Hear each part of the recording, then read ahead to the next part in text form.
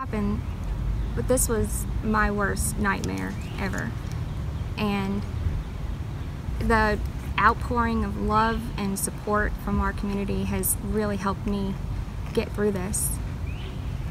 Tell me about the phone call. I didn't get a phone call. I was outside because I was awake waiting for him to come home, and I heard the pursuit outside, and I walked outside and listened to the entire pursuit. And then it stopped, so I thought he was gonna be home in just a minute. So I stood there waiting, and whenever I saw a Tahoe come pulling up, it wasn't him, and there were two of them. And I couldn't believe it.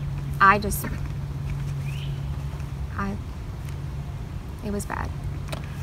What did they know at that time? How bad did the deputies convey the situation to you? Well, they told me that he'd been shot.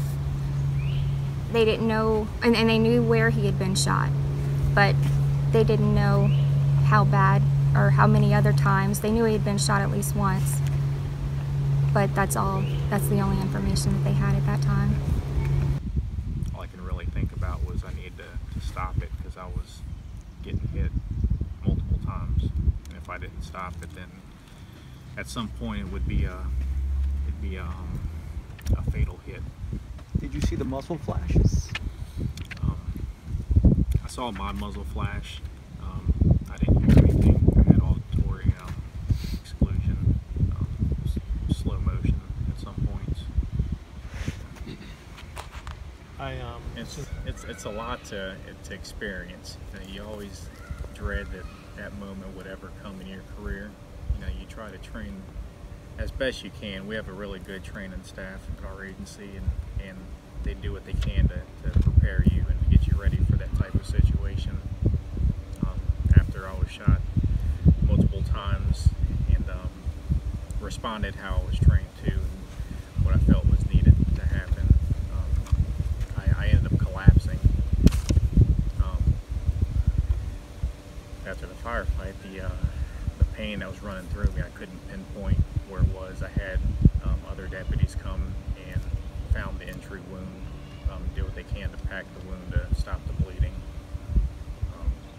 And from what I remember was, besides me fighting to stay conscious, they made a judgment call that we can't wait for an ambulance. Loaded me up in the back of a unit, got me to the hospital, nearest one. Stayed with me, kept talking to me the whole time. And your condition in helping you get through this? I think it's more of besides the physical, it's the actual getting out there and pushing your body to recover. Because obviously if you just lay there, you're not going to get any better. So I've been walking as much as I can since, I guess, the next days. What it sounds like. You walked with help. Yeah, a little bit more and more. I think by day 3, I was out in the parking lot trying to leave. He was. So how far can you walk now? It depends. Like I said, the pain in my hips, it's on and off for no reason. If they're not hurting, I can walk for an hour. You can walk as long as you want. I feel like it. I get winded a little quicker right now for some reason. But if the pain's there, I'm limping around. It gets too uncomfortable to walk. Are the staples out? They pulled them out recently. What lies ahead for you medically? What's the next step? Right now, it's keeping an eye on the injuries I have already, make sure the infection doesn't come back. Not pushing anything physically. Said I'm a high risk for a hernia because my muscle lining and everything's really thin, where they had to piece it back together. After that, I don't know what physical therapy they had in mind exactly. If she's in a lot of pain. I know I asked about her. I said I stayed alert throughout the majority of the time before I went into surgery. I was just afraid that if I didn't, then I possibly wouldn't wake up. So I didn't know the extent of my injuries. And besides all the regret in my life and stuff that I would have done differently, I was thinking about my wife. And as long as she was there, it made me feel a little better, gave me a little comfort. Did it sort of crystallize things in your mind as to what really matters in life at a moment like that? I had focus on that prior to, but it makes you realize how precious life is. You know, that, you know, it's not just a slogan or a saying that, you know, we leave every day with the chance of not coming home. You know, and a lot of people take that for granted. And I don't know. I'm ready because I know that he knows what he's doing and he's going to be okay when he gets out there, just like he was before. He had, you know, he's trained to do his job.